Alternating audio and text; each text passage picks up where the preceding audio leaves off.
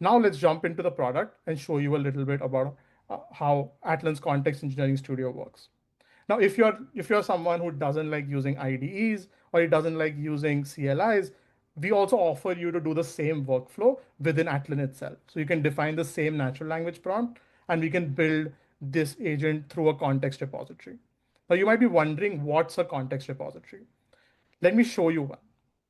So a context repository is similar to how you have a GitHub repository for code. A context repository is a repository for context.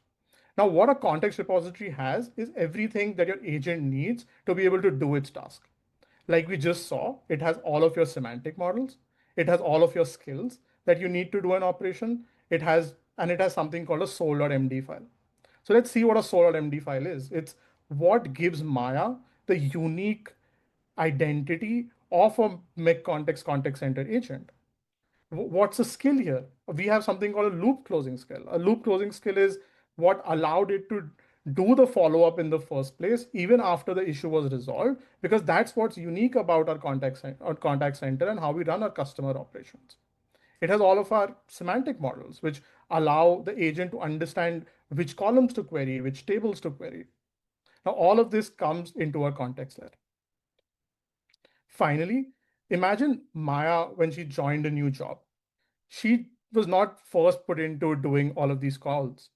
What Atlan offers is a way to simulate. Just like Maya would go through training, she would go through mock calls with her seniors, with her managers. Atlan runs simulations of different scenarios so that you know how your agent is performing even before you deploy it to end customers. This gives builders a sense of confidence of how the agents are performing in a synthetic simulated environment. The reason we are able to do this so well is because Atlan has a deep contextual understanding of both your data and business graph, and all of that is leveraged to be able to create all of these scenarios for simulations.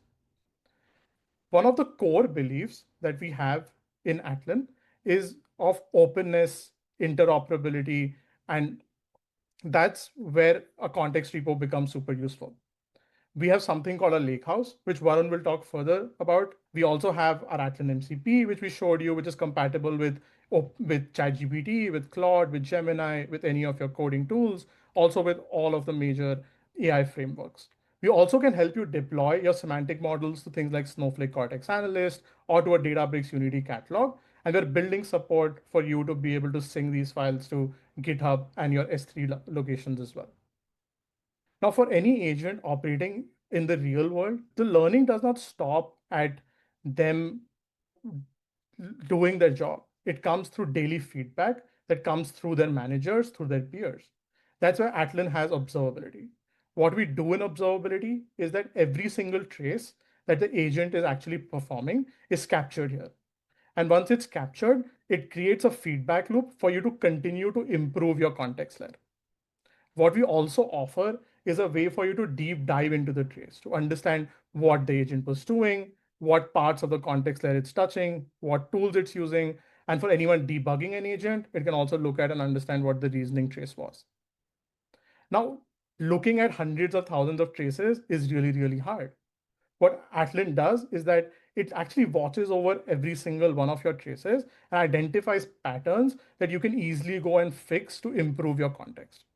So for example, just like Maya would have sometimes associated the wrong tier to a customer and leading to a bad refund, similarly, if your agent does the same operation, Atlan's observability identifies them and gives you a way to improve the context so that it doesn't repeat, building a self-improvement flow that can help you improve the quality of your context as more interactions happen.